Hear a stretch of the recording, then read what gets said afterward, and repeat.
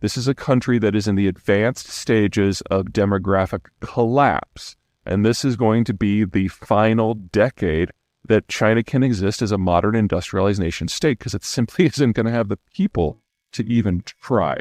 China's one-child policy is often held up as the pinnacle of what can happen when a government is willing to pair demographic concerns with a complete disregard for individual rights.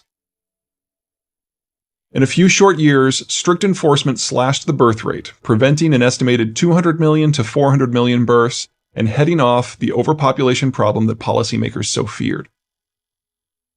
Now, the success of that policy means the end of the Chinese system. There are many legitimate criticisms of one child. Forced abortions, the ability to buy government approval to flaunt the policy, the concept that the government can choose who can reproduce when, a massive sex imbalance in a culture that prefers sons to daughters, all these and more have twisted Chinese culture in awkward and painful directions. But the real problem with one child is that it worked. During the period from 1979 to 2003, when it was strictly enforced, the birth rate dropped by half. That slashed everything from healthcare to education to food costs. But it gutted the most recent generation. After 3 decades of the policy, there has been a European-style hollowing out of the younger segments of the population. This presents China with 3 unavoidable and system-killing problems. First, China is aging far more quickly than it is getting rich. At the beginning of China's international resurgence in 1990, the average Chinese citizen was only 24.9 years old, and the country boasted some 350 million citizens aged 15 to 29. It was this simple circumstance that allowed for China's massive manufacturing boom in the 1990s and 2000s. China was the world's ultimate source of cheap labor, and no other developing country could compete with the Chinese on price. Fast forward to the present, and courtesy of one child, the average Chinese is now 37, just a shade younger than Americans who are currently 37.3 years old. The Chinese will pass the Americans in average age in 2019, and by 2030 will be 42.9 years old versus 39.6 for the Americans. The Chinese call it the 4-2-1 problem. 4 grandparents to 2 parents to 1 child. China is not yet wealthy enough to be able to try to afford a pension system like the advanced democracies, which places the onus of caring for the elderly on their descendants, of whom there are precious few. In terms of relative numbers, the financial cost of the one-child policy is more than double the comparative costs that the Americans face from the boomer retirement. And the Americans already have a social security system in place to absorb some of the cost. The burden of having to financially support their elderly has a catastrophic impact on young workers' professional and financial development, reducing educational opportunities, gutting consumption, and all but making savings impossible. In China's specific situation, not only will this factor alone freeze in place China's efforts to switch its economy from exports to internal consumption and stymie its efforts to move up the value-added scale, but it will also prevent the sort of savings that makes the force-fed finance model possible in the first place. Second, China will never be able to move away from its current export-driven model. Recall what roles each age group carries out in society from an economic point of view. Young workers do the consuming that generates economic growth. The last baby boom that China experienced was in the 1980s, just as one child was picking up, and China has suffered from an intentional baby bust ever since. Those boom babies are now aged 25 to 29 and are very visible as a bulge in China's population pyramid. It may be only a 5-year increment, but it represents about 125 million people. This group's consumption is the primary reason why China appears to be succeeding somewhat in its current efforts to switch from an export-led to a consumption-led economy. But again, courtesy of one child, their successors are ever smaller population cohorts.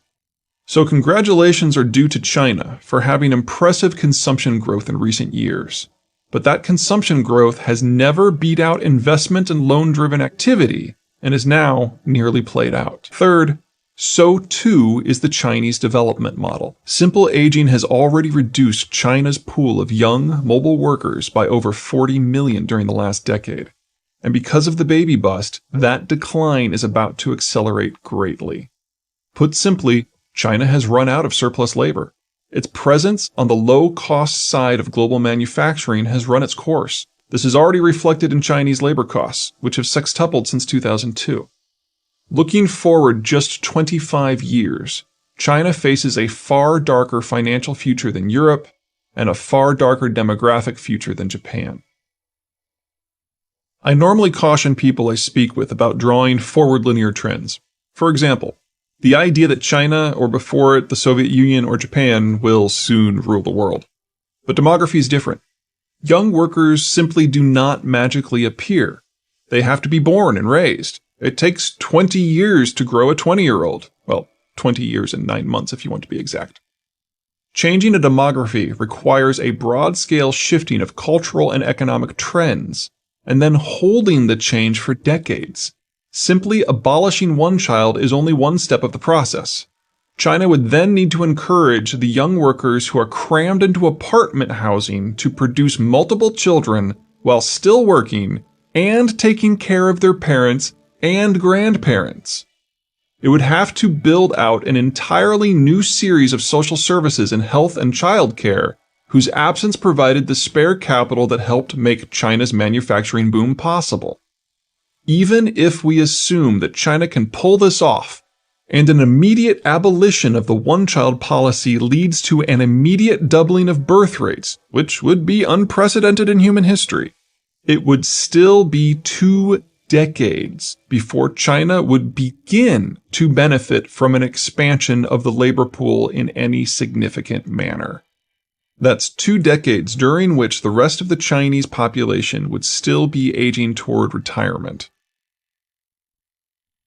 2 decades during which China won't have much internal consumption going on.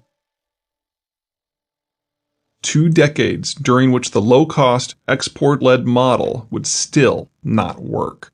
In order to maintain your current population, a country needs a birth rate of roughly 2.1 children per woman. With the new data, China is now at 1.16, which is the lowest in their history and the second lowest in human history ever. That's on top of the fact that their biggest cities now have birth rates that are below 0.7, making it impossible for them to maintain their population at all unless they raid the countryside, and China has been raiding the countryside for the last 40 years, and there are now not a lot of people left to pull in. That means, just from this one statistic, China is already the fastest aging society in human history. The second big number is that China's population peaked last year, in fact, with the population dropping by about 800,000 people. The scary thing about both of these figures is that we know they're wrong. A couple years ago, the Chinese started releasing bits and pieces out of their 2020 decade census, and they came to the grudging and public admission that they had overcounted their population by in excess of 100 million people, with all of those missing millions having been born since the one-child policy was adopted 40 years ago. So we're talking about exclusively these 100 million people or so are people who would have been aged 40 or under, the folks who have the kids. You combine that with the birth rate information, and we are looking at the complete dissolution of the Chinese demography in a very short period of time.